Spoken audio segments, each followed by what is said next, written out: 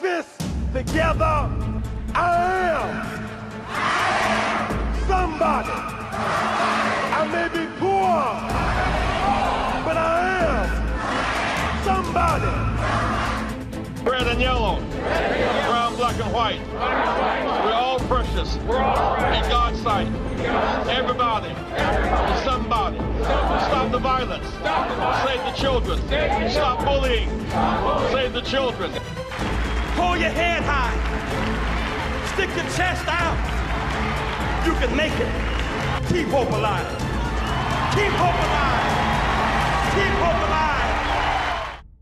In 1975, Reverend Jesse L. Jackson Sr. developed the education arm for Operation PUSH, called PUSH for Excellence. His goal was to demand better schooling and more opportunities for students. He wanted to motivate teens and show them that despite their present situations, they had value, that they could achieve great things, that they were somebodies. I am somebody. I may be poor, but I am somebody. Push Excel brought together a diverse coalition: parents, educators, activists, and churches. Together, they held influential leaders accountable. Their pressure led to the creation of better school systems, more supportive youth programs, and policy changes at local, state, and national levels. Push for Excellence brought people together with a common goal: to provide more help and opportunities for young people looking to further their education and careers, including making decisions that ensure success. Their strategy was successful back then in the 70s and still makes an impact today. And we often say that it is not your aptitude, but your attitude. Push Excel has to push children at every age in every school district. And then we have to have a multicultural platform. I'm Rutherford, and I have been waiting to become a junior so that I could go on the HBCU tour. Every year for the past 24 years, Push Excel has sponsored tours for thousands of students to visit well over 70 historically Black colleges and universities, 30 different cultural sites, and 10 different major corporate sites. I wasn't sure about going to college, but going to all these colleges, it just made me talking to them, open up my eyes, and now I really want to go to college now. These tours expose students to institutions of higher learning and show them what's possible and how hope plus education will make a difference. We pushing for excellence! My name is Ryan Taylor. I'm a junior management and information systems major at the University of Alabama. My name is Brielle Mitchell, and I'm a graduating senior honors business management major, political science minor at the illustrious Howard University. I'm a current Cirilla McSween New York Life Scholar. And I received the Toyota Scholarship. I wanted to express my gratitude to the Cirilla McSween Foundation and New York Life for their support. I first want to start out with giving a giant thank you to Toyota, not only for the scholarship, but also for all of the internship experience that came with it. It definitely helped open my mind to what my professional pathways could look like in the future.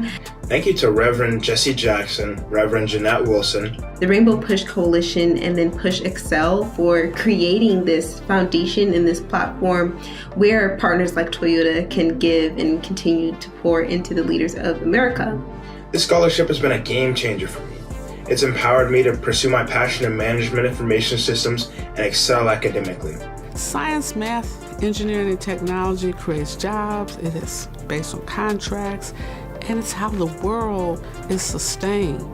You know, everybody talks about the climate and how the environment is being polluted.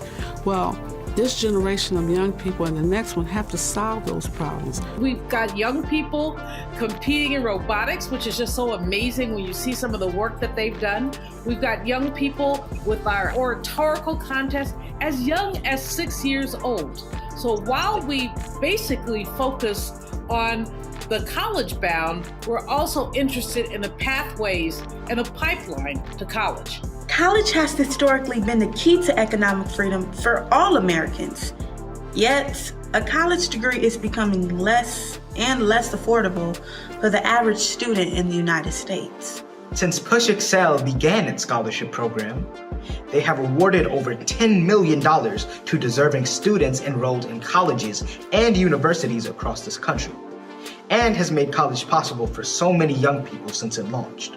We are fully engaged in the process of making educational opportunities available to young, marginalized people. Thank you, Push Excel, for being an organization that inspires us all, no matter our age or background, to keep moving forward. To lift up voices needing to be heard.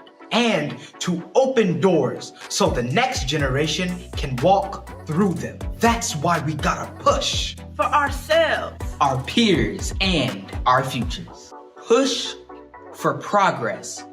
Push for access. Push for opportunity. Push for community. Push for justice. Push for equality. Push for change. Push for peace. Push for excellence. I'm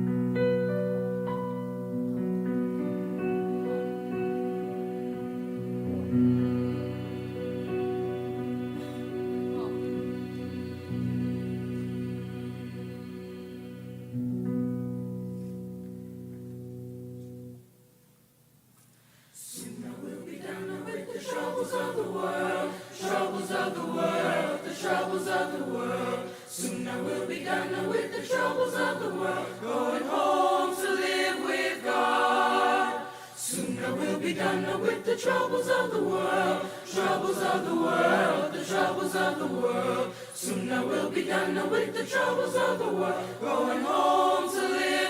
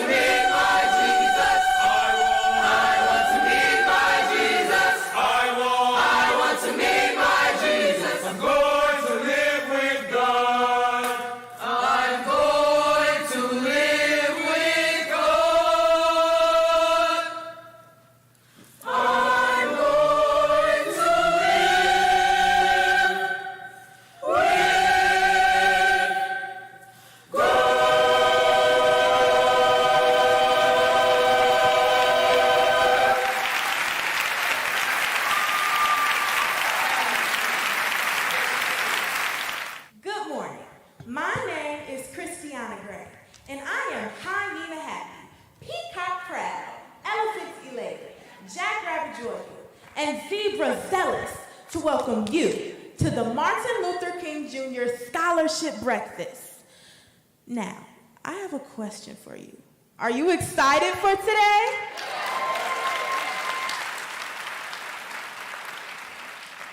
Now, let's welcome Danae Parker, one of our newest members of the Push Excel IJC Oratorical family, and winner of last month's oratorical competition.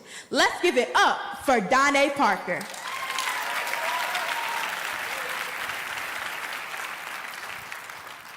Thank you, Christiana. I would also like to acknowledge the director of our program, Mrs. Olivia Porter. I believe I speak for everyone, a part of the Push Excel IJC Oratorical Society, when I say thank you for investing in us. I'm confident that what you've imparted will last a lifetime. I'm so honored to be here back in the Apostolic Church of God, because when I was only 4 years old, I was baptized here, and it set my heart to follow Christ. It was also this church's youth drama ministry that gave me my first opportunities to speak in front of large audiences. However, today I'm here to talk about the incredible legacy of Dr. Martin Luther King Jr. and his impact on Black history. Our ancestors arrived in this country against their will. They endured unimaginable hardships and fought for their freedom. We owe a debt of gratitude to the trailblazers of our past who continued to carry the torch after Dr. King was tragically taken away from us. Leaders such as Reverend Jesse Jackson,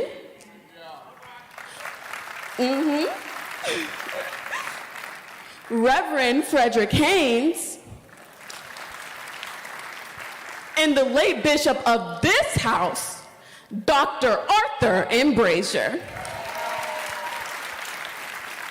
But let us not forget about the people of today who continue to carry the torch, like our Vice President, Kamala Harris, Oprah Winfrey, and our forever First Lady, Michelle Obama. In honoring our past, we must also acknowledge the everyday contributions of individuals who make a difference in our lives. Our parents, our teachers, our community activists, they all play an essential role in shaping our present and our future. I understand the hurdles we still face, but I refuse to be defined by them. I will continue to embrace my heritage, celebrate our accomplishments, and push for even greater achievements.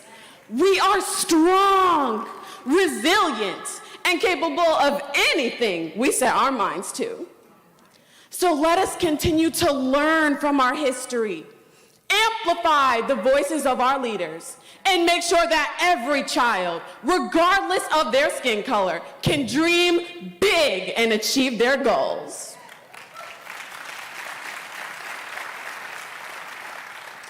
Thank you all for joining me in celebrating Dr. Martin Luther King Jr. Don't forget to take out those checkbooks, and let's keep striving for greatness together.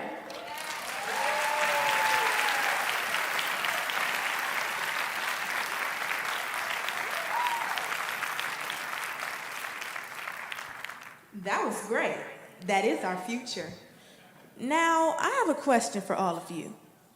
What do you really know about Push? Do you know its history? Do you know its connection with Operation Breadbasket? Well, if you don't know, you're about to find out. Let's welcome the great Alexander and Christopher Smith and the outstanding Rutherford and Nelson Simmons, who will share with you the history of Push, Reverend Jesse Jackson, and Martin Luther King Jr.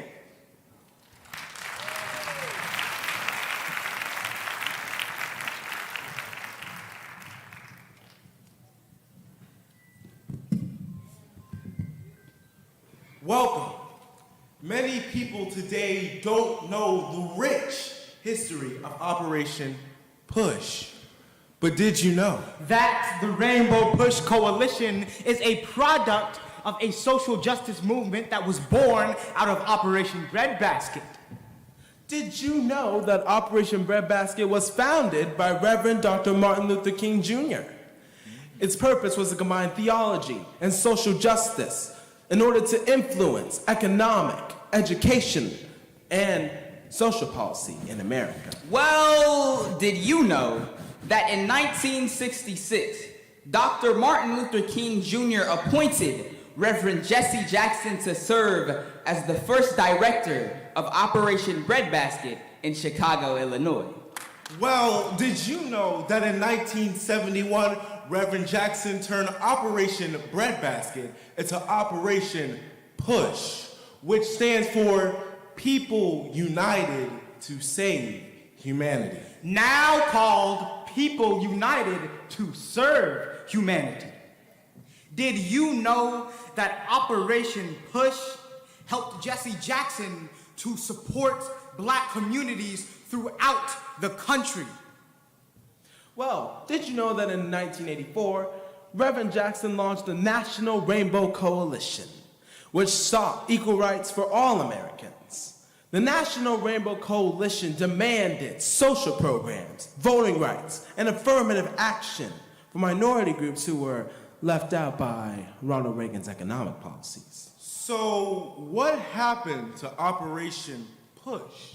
In 1996, Reverend Jackson merged the National Rainbow Coalition with Operation Push to form the Rainbow Push Coalition, a social justice organization which advocates for civil rights, economic justice, and equality, with a mission to protect, defend, and gain civil rights by leveling the economic and educational playing fields, to promote justice and peace for all. But did you know that Rainbow Push does not only work in the United States, but it works globally to alleviate poverty and to promote human rights in various parts of the world? Did you know that Operation Push has been involved in promoting financial literacy through programs aimed at empowering individuals with the knowledge and the skills to make informed financial decisions? In addition, Rainbow Push has been active in pushing for increased diversity and inclusion in the tech industry, addressing issues related to hiring practices and representation of minorities in leadership positions. Don't forget that Push Excel is an affiliate of Operation Push. Push Excel has a STEM program aimed at encouraging minority students to pursue careers within these fields, fostering diversity in the tech industry. And an oratorical society, a program that promotes effective communication and eloquent speech. Thank you, Push Excel. Thank you, Dr. Martin Luther King Jr., for your legacy, for your hard work, and your impact on human lives today. Thank you. Thank you.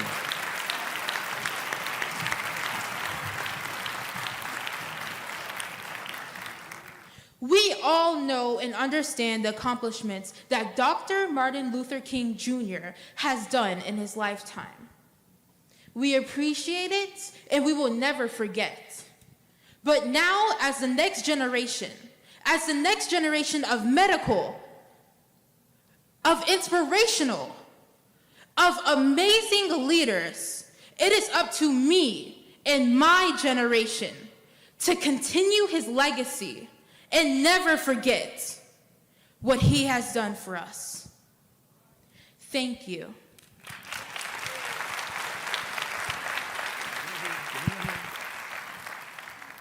That was fantastic. Rainbow Push reminds us that we ride on the backs of great people, such as Martin Luther King Jr., Reverend Jesse Jackson, the people, the parents, the teachers, administrators. Despite what society often tells African American youth, you all remind us that we are great, that we are phenomenal, that we are the future.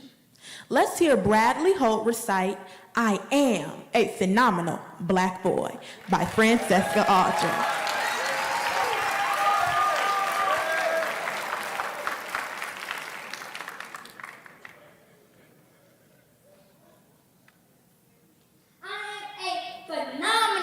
Black boy.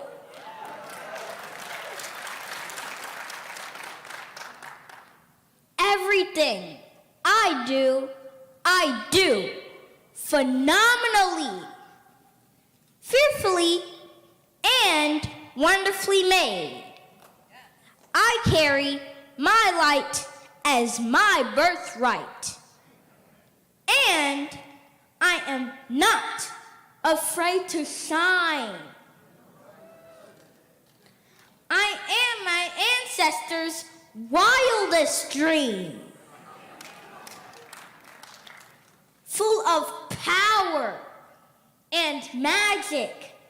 Isn't that fantastic?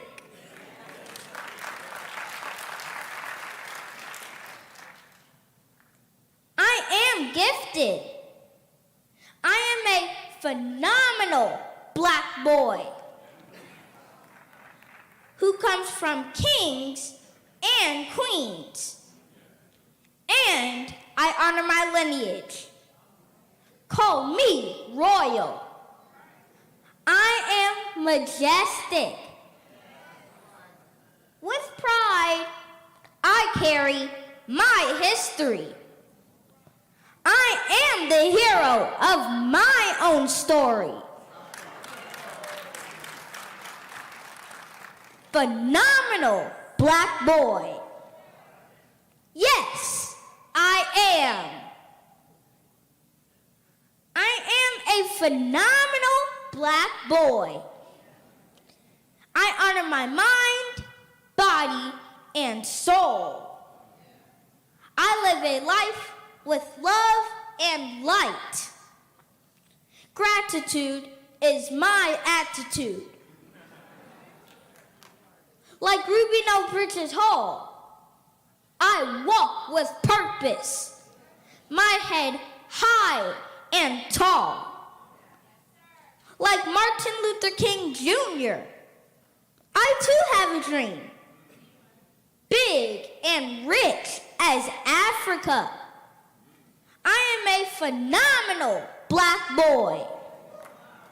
There's no limit to what I could do. And I won't settle for less. Like May Carroll Jemison, I too can travel to space. I am an innovator.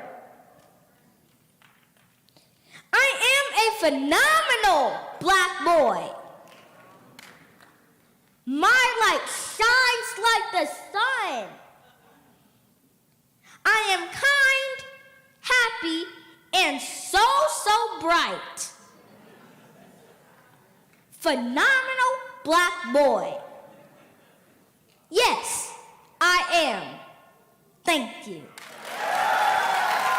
Push Excel's goal is to inspire students to strive for excellence in education in spite of personal, family, and community challenges that they might experience.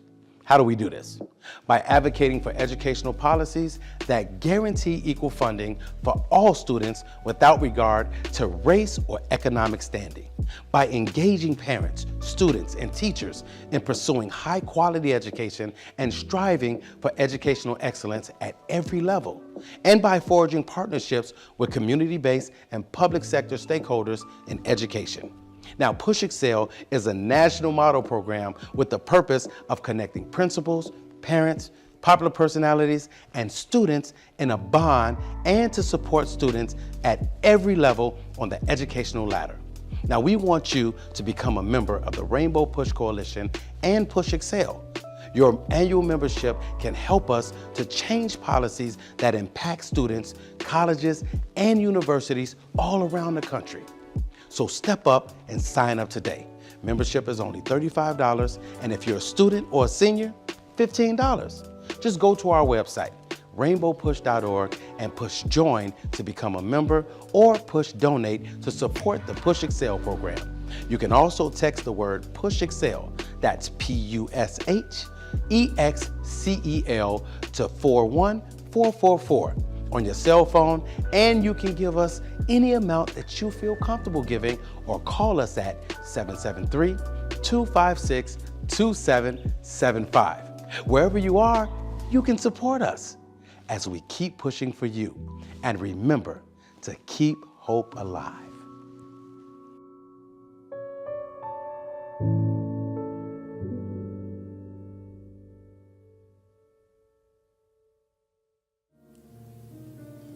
Good morning, it's a pleasure to be here. I'm fresh off a plane from Cuba, so this weather is visceral. Anyway, I just want to say thank you for Reverend Jackson, and it's an honor to be here to perform at this MLK breakfast. I'm going to say special thank you to Reverend Jackson for talking to me, because he supported me in a fight that I've been in for a few years. A few years ago in New York City, my son was attacked at a hotel because a lady blamed him for stealing her cell phone. And, my attorney, Benjamin Crump, called Rev, and he talked to us and he talked to my family. So I want to say a special thank you while I'm here in his presence. Anyway. And I know that it's amazing grace that we're all still here, that my son is still here, and that we're pushing forward, and I know that we will overcome. I know that.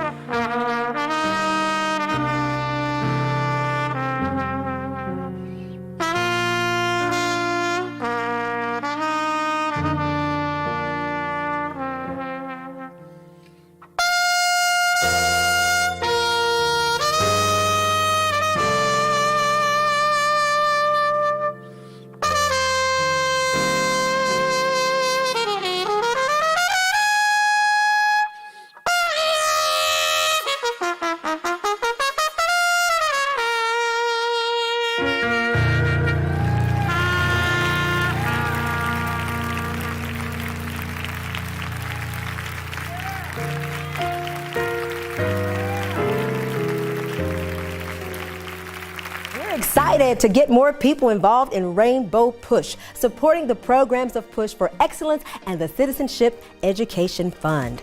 If you're interested in impacting public policies, if you believe in the scholarships that we give to thousands of students each and every year, you can become a policymaker by becoming a member of Rainbow Push right now. For an annual membership of $35, or if you're a student or senior, $15, you can help us make a difference in the lives of millions. How do you become a member? Visit our website at rainbowpush.org and press join. Or maybe you'd like to support us. You can text the word PUSH, that's PUSH, to 41444 on your cell phone, and you can give any amount you feel comfortable giving. You can also call us at 773-256-2775, or go to rainbowpush.org and push donate. Wherever you are, you can support us as we keep pushing for you. Quickly, I rise today full of all of the glad tidings befitting such an august gathering of distinguished men and women on this day in this sub-zero frigid climate.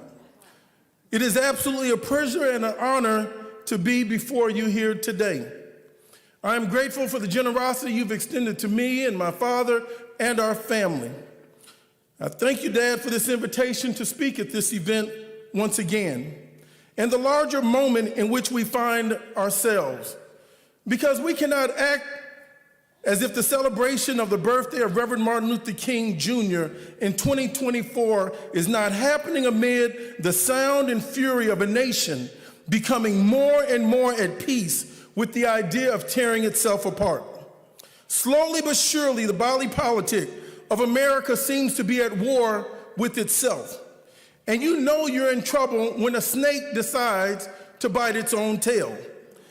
It is seemingly becoming more and more the case that the moral fabric of this nation is tearing apart at the seams. The threads that held us together are loosening at the hem of America's future.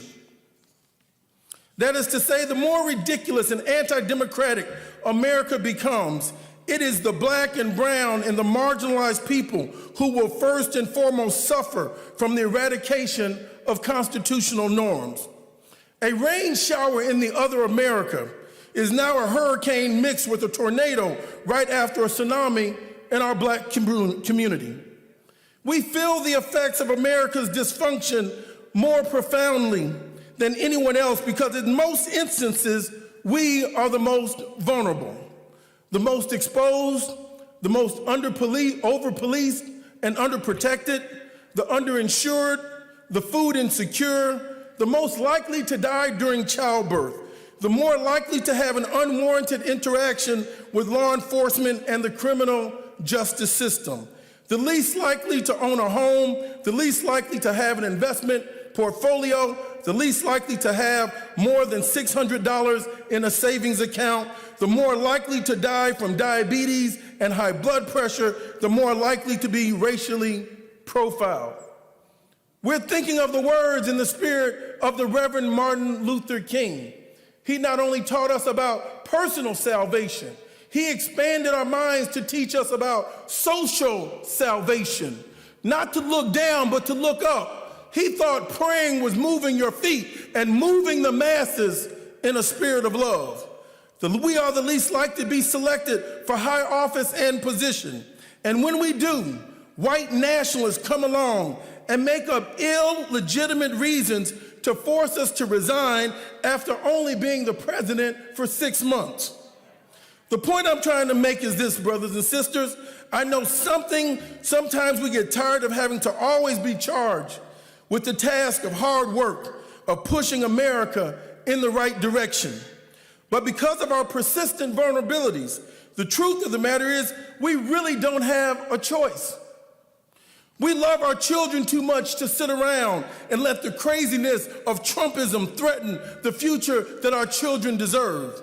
We love our elders and our ancestors too much to let what they fought and died to achieve end up on the ash heap of history. We love ourselves too much to let the governor of Florida get in the way and get away with trying to convince us that black history and black authors don't matter.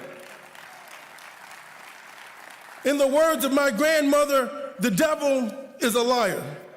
Whether we like it or not, there is too much at stake for us to let this nation slide back into the bitter night of racial antipathy and degradation.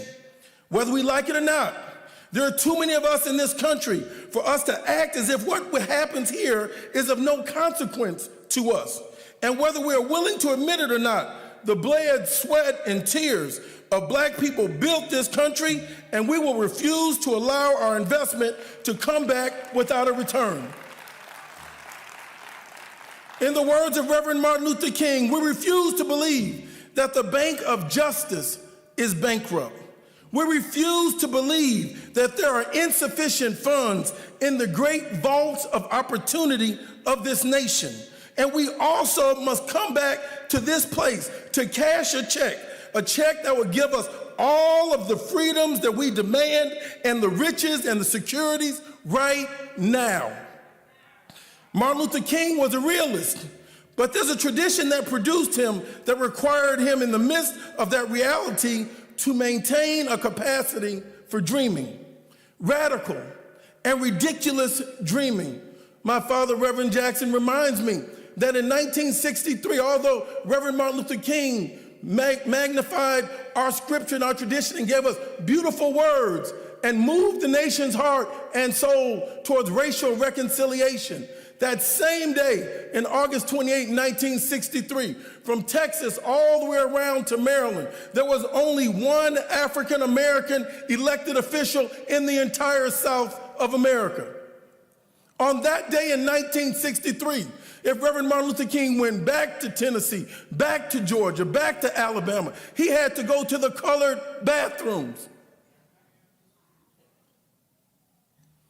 He had a revolutionary and life-changing dreaming capacity, the kind of dreaming that once a year makes a country hand over its attention and submit its customs to the solemn review of a Baptist preacher who was himself the grandson of enslaved Americans.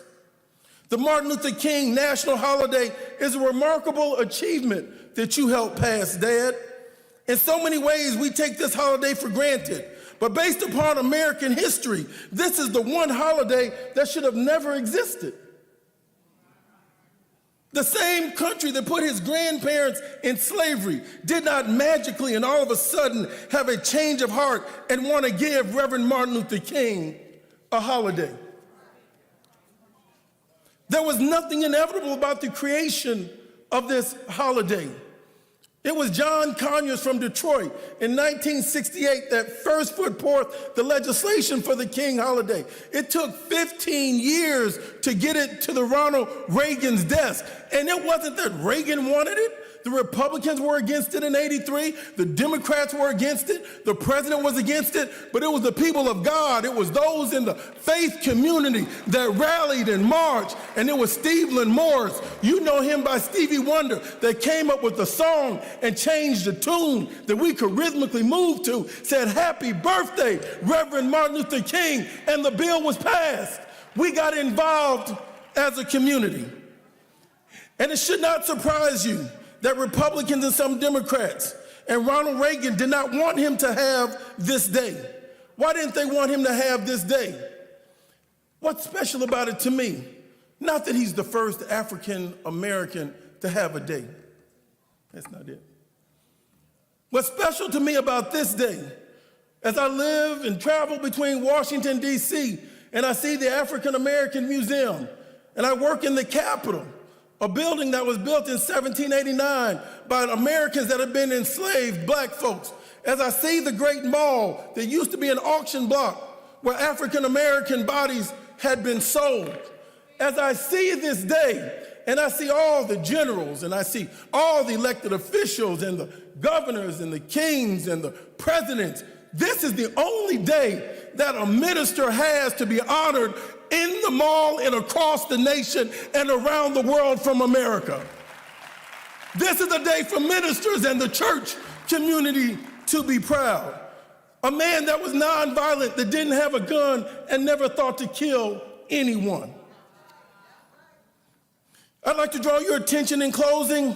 It comes from the 7th chapter of the book of Amos, when the prophet got up and told the truth about the king and those conspired against him, and went to the king and said, Amos is a problem.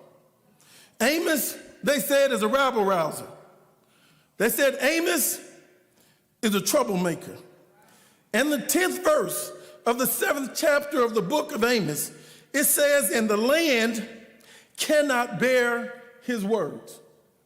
And the land cannot bear his words. It's in the book of Amos.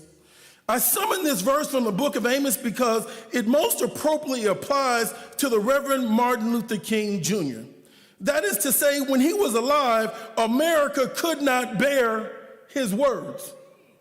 2 months before the March on Washington, Reverend King came to the city of Detroit and made one of his most iconic speeches in Cobo Hall. Those of you who remember that speech and those of you who were there remember that much of that, what he said in August of '63, he had already said in Detroit that same year in June, as 25,000 people had gathered. That night, Reverend King said, the price that this nation must pay for the continued oppression and exploitation of the Negro or any other minority group is the price of its own destruction. For the hour is late, the clock of destiny is ticking out, and we must act now before it's too late. America didn't want to hear that from a Reverend Martin Luther King while he was alive. So it should not surprise us that this country has ended up with a tyrant as our former president. Trump just didn't magically appear. 60 years ago, King warned this nation not to allow itself to believe that wealth or military power is an indication of constitutional health. You can have money and still be sick. You can have bombs and still be morally bankrupt. You can have power and influence and still be politically insane. Just because you have technology and social media doesn't mean you've mastered the simple art of saying good morning and glad to see people every day. Without integrity, the Declaration of Independence is just words on a piece of paper. Without compassion and decency, the Constitution is a suggestion, but not a governing document by which we can live. And instead of listening to Reverend King, America acted as if the only thing it needed to do was to wrap itself in the flag, sing the national anthem, and take the nation back to somewhere it never was. When they said, make it great again, when was that? We've been in an idea in motion. It's like putting a Band-Aid on somebody that's suffering from cancer. Instead of going and let the nation having a national, moral, spiritual, democratic chemotherapy, the America flinched at the invitation to be better and consistently supported people like a Barry Goldwater, a person like Richard Nixon, a person like Ronald Reagan, and a person like Donald Trump. Because the land could not bear the words of a prophet that came through the African American experience and culture. He told the truth to those in power.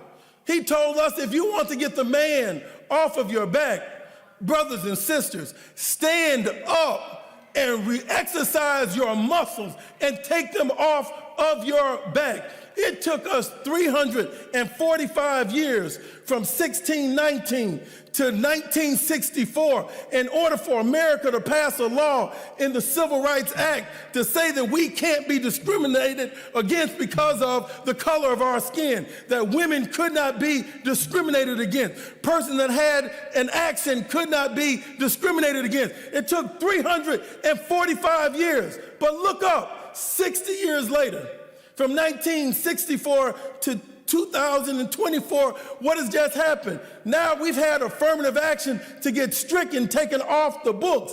How can something A program that's been modeled and been in place for less than 50 years now be called unfair to the people that have had historical negative actions taken against them when all we've asked for is an affirmative action to become included and no longer overlooked. We've always been qualified. And some people say, well, affirmative action should be over. That's enough time, ladies and gentlemen. How can something that's been broken for 400 years be fixed in 50 years? It makes no sense. We have to have a concerted effort about economic justice and economic inclusion. There's an attack on diversity that we have to be aware of. When they went after the president of Harvard, they said she plagiarized.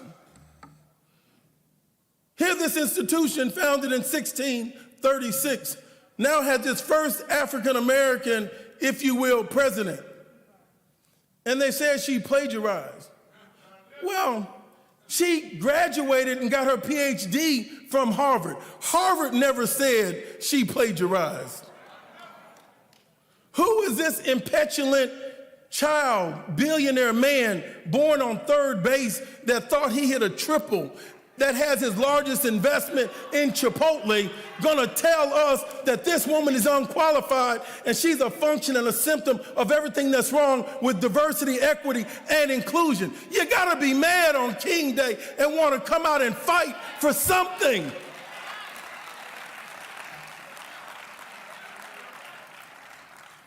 I'm gonna take my seat, but before I do, if Reagan had resisted the overt nudging of history, he would have turned back all the laws he could. And if America never decided to honor the legacy and life of the Reverend Martin Luther King, the most unique American visionary, I can tell you that every last one of us would still be here today. If you come out in this cold weather, I know you're committed to the Reverend Martin Luther King. Because even if this country was never wise enough to recognize the presence of greatness in its midst, we have suffered long enough to know a prophet when we see one. Black people have been through too much not to know what the real deal looks like. We know what real leadership sounds like. And we have come to this place at this hour on this day to bear witness to the fact that there was a man sent from God whose name was Reverend Martin Luther King Jr., and he died struggling to make this country as good as its promise. This is why we're here. We didn't gather here because of a group of politicians finally decided that Martin Luther King was special. God skipped over all the powerful people in this country and put his vision for a new nation in the mind of a man who had no political power. He wasn't a ranking member. He didn't have a chairmanship. He had no portfolio of government. He wasn't a committee chair. He did not have a subcommittee. He did not go to law school. He went to divinity school and was touched by God to intricately understand the Constitution, its application, and its expectation for all of his people. It's not a holiday that came to us. We fought for it. It's courage that makes Reverend Martin Luther King unique. It's not a piece of legislation that we come here singularly for. We come here because we have a basket of needs that we have to demand. And I don't want us to go silent. It's the fact when he opened his mouth, you could hear the words from Reverend Martin Luther King, rumbling of eternity, echoing in the bass beat of his voice that makes us gather in this place and celebrate our brothers even if the rest of the world has tried to ignore him. We thank God for the words of Reverend Martin Luther King. I thank God for my father, Reverend Jackson, having met Reverend Martin Luther King. When my father was at the University of Chicago in seminary,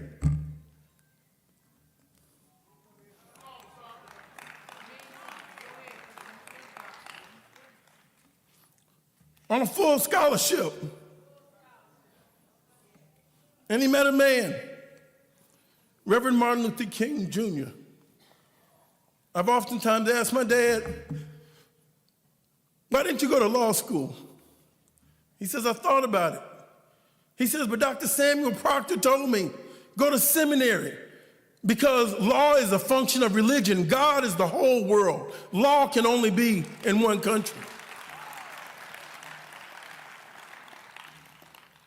My father was married, 3 children, full scholarship, couldn't get resources from his own parents. And here comes a man, just a few years older than him, that says, leave school. I can teach you more about theology in the next 6 months than you can learn there in the next 3 years. Follow me. I thank the Leak family who gave my mother and father shelter while he took his walk of faith. I thank the Evans family. They gave us food when my father had no funds. Reverend King taught us love, and we followed his voice. He taught us how to care about each other, and we followed his voice. From labor to civil rights, from reproductive justice to climate change, from wealth inequality to peace in the Middle East. There is work to be done, and we are the ones that have been entrusted with the responsibility of doing it. I've seen my father talk to President Saddam Hussein when the drums of war were raging. Had this nation listened to my father when they had hostages that were taken, and they called them human shields, what did we have? Just a Bible? No portfolio? Asked some people if they would donate, contribute, so that we could go over there. 400 people came back because my father sought reconciliation, not revenge.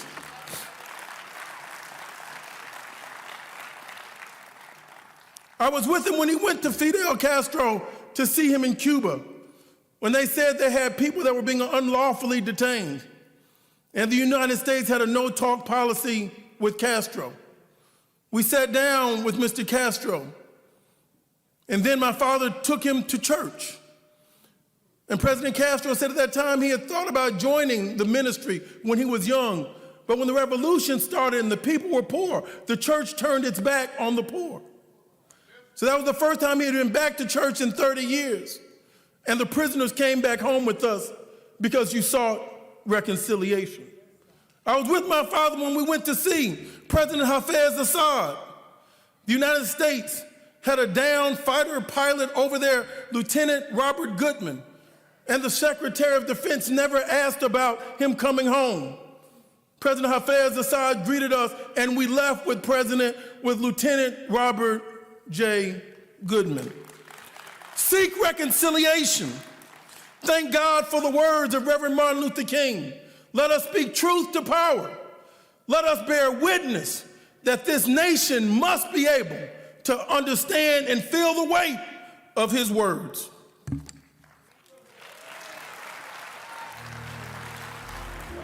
We are sanctuary. We are a sanctuary. When I think of Rainbow Push, I think of 2 words: social justice. Education advocacy. Political empowerment. Freedom and equality. Corporate partnership. Stop the violence. Save the children. Don't give in. Shut it down. If we don't give in, shut it down. Political change. Inclusion, evolution. Progress, justice. Jesse Jackson. Keep hope. Keep hope alive. Alive. Keep hope. Keep hope alive. Alive.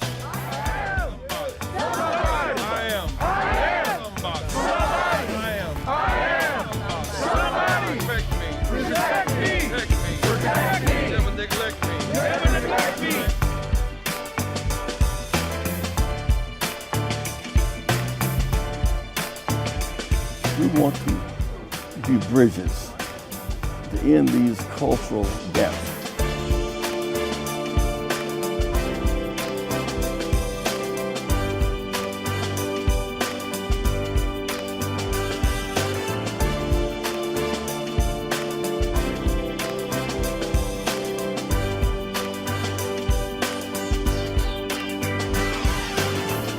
We We're going forward by hope, not backwards, by fear.